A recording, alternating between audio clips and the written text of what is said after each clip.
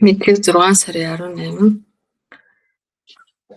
бидний бие гэж боддог хувь хүний мэдрэмж болоод дээд бие хоёрын хоорондын ялгаа нь бодит биш. Зөвхөн хэл ярианы түвшний ялгаа гэдгийг тайлбарласан байна. Бид хоёрын буюу хувь хүний бие болон дээд бие энэ хоёрын хооронд энд харагдаж байгаа энэхүү ялгаа нь ердөө л нэр болон түүнийг илэрхийлж буй утгын хоорондын ялгаатай адил. Энэ нь далайн давлгаа болон усны хооронд бодит ялгаа байдаггүйтэй адил ердөө л бодит бус хийсвэр төсөөлөл юм. Энэ бол яг санскрит орчуулгын яг үндсэн санаа. Ингээд ийхүү прохлада үргэлжлүүлээд бясалгасан. Яг бясалгалынхаа төлөвтэй байж байгаа. Одоо ингээд үгээр ингэж илэрхийлж одоо хэлж байна.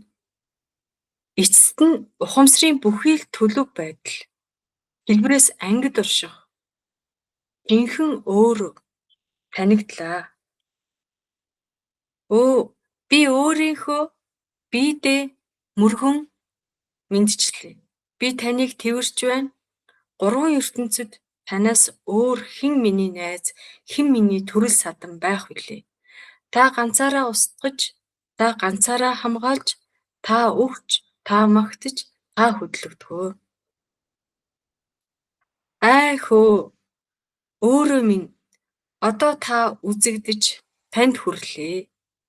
Одоо та юу хийж хаашаа явах вэ?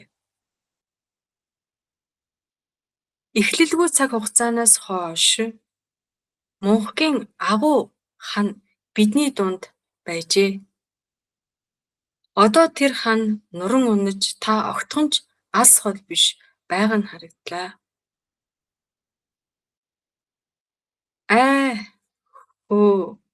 Өөрөө минь та буюу дээд бие болон миний биегийн мэдрэмж хоорондох ялгаа нь ердөө л үг төдий байж.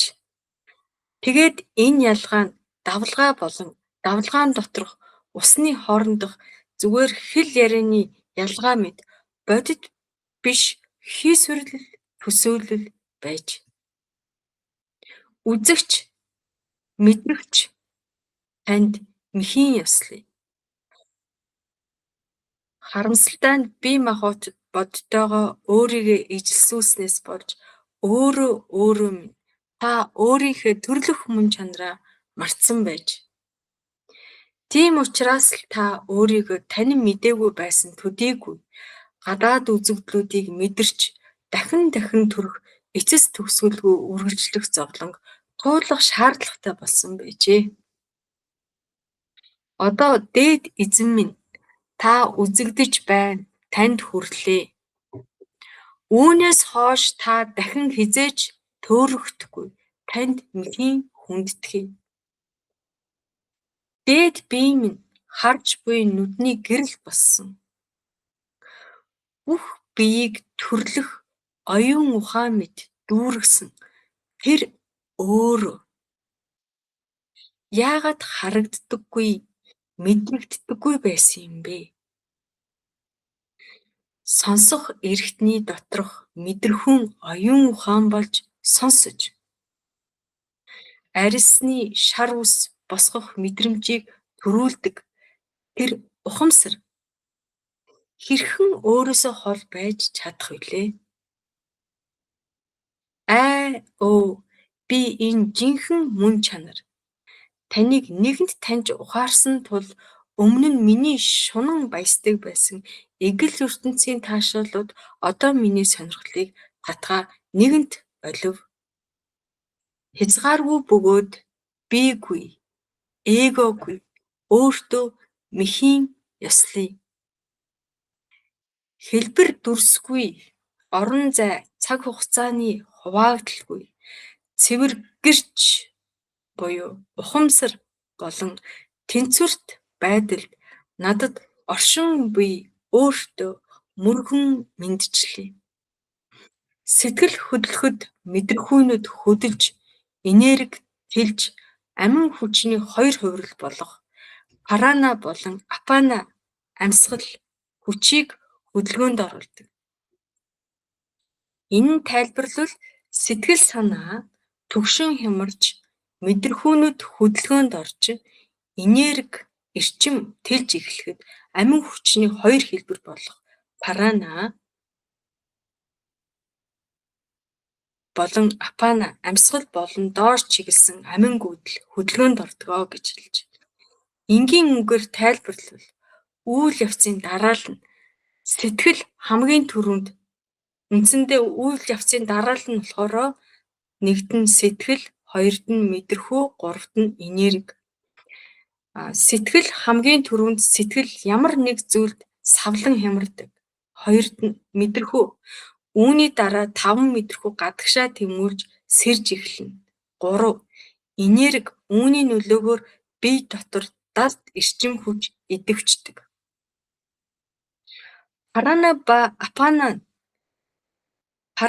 энэ бол дээш чиглэсэн хүч. Гол төлөв амьсгал авах, зүрхний цохилт, мэдрэмжийг хүлээж авахтай холбоотой. Апана бол доош чиглэсэн хүч, биеэс гадагшлуулах үйл явц, амьсгал гаргах, ялгадас гадагшлуулах гэх мэт болон биеийг тогтворжуулах үүрэгтэй.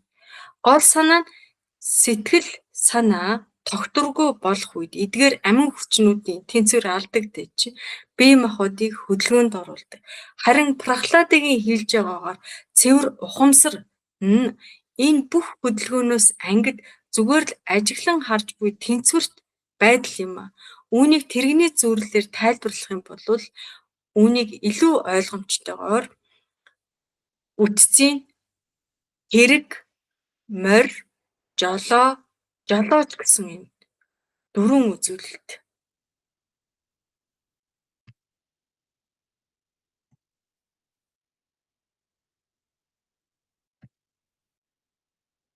Тэгээд тэрэг нь бол энэ бол таны мах бичсэн бие махбод. Морь нь болохоор 5 мэдрэхүй хараа, сонсох, амтлах гэх мэт. Тэд үргэлж гаднах өвс буюу таашаал руу тэмүүлж идэг. За өвс биш шүү. Зүгээр гадна тийшээгээ л энэ мэдрэхүүнүүд тэмүүлж идэг. Жолоо энэ бол хүсэл, шунал. Жолооч нь бол энэ бол таны сэтгэл. Хэрэг энийг ингээд нэгтгээд өгүүлбэрт орох юм бол хэрэг жолооч буюу сэтгэл, морд буюу нөгөө мэдрэхүүнүүдэд хэлж байгаа. Мордоо гэж байгаа. Удирдах чадахгүй зөвхөн хүсэл шуналтаа хөтлөгдвөл тэрхүү хүчтэй хүсэл нь жолоочийг хаашаач хамаагүй чирнэ. Үүний үр дүнд жолооч өөрийн мэдлгүй нөгөө хүнд бие махбодыг нөгөө тэргийг хүсэл шунлын зүг рүү авч оддог буюу буруу замаар чирдэг гэсэн санаа. Ингээд үргэлжилж гин гэсэн хэдий ч бие болвол цэвэр ухамсар бөгөөд бие махбод болон бусад зүйлээс хамааралгүй билээ. Энэ бие нь өөрийг нь хөдөлгөх хүсэл тэмүүллийн дагуу босож эсвэл унаж л байг. Цаг хугацааны явцад биеийн мэдрэмж эго төрж цаг хугацааны явцад биеийн мэдрэмж нь сансрын мөчлөгийн төгсгөлд ертөнц уустдаг шиг үгүй болдог.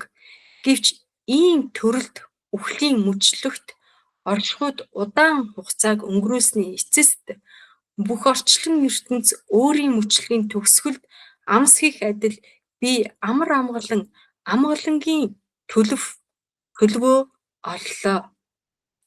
Юр бусын бөгөөд бүх зүйл болох танд өөртөө мэхийн мөргий. Бидний тухай ярьж буй тэд бүгдэд мэхийн мөргий. Өөрийнхөө гэрэл байснаар би нүдээ нээхэд ертөнц бий болж нүдээ анихад ертөнц үгүй болдог. Өөрөө минь та бол бүхий л орчлон ертөнц оршин буй дээд атом юм. Өөрөө минь та өөрөө сансрын орон зайд хязгааргүй олон төрлийн зүйлс болон харагддаг.